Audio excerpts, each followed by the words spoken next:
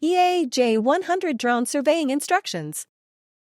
After placing the drone in a flat area, unfold the drone. Open the app and click on Operation. Click the sidebar on the right to create a new plot. Enter the plot information as per the actual situation. Click on Point Mode, select Drone Surveying. Confirm the point type as border point. After ensuring the drone can safely take off, fly the drone to the boundary points. During the flight, constantly observe the surroundings and FPV screen. When reaching a boundary point, adjust the FPV camera downward. Click the marking button to complete the operation. For other points, mark them in a clockwise or counterclockwise order. If there are obstacles within the plot, select Normal Obst as the point type. Follow the prompts to add obstacles accordingly. Click Add Obst 1 to begin adding obstacles.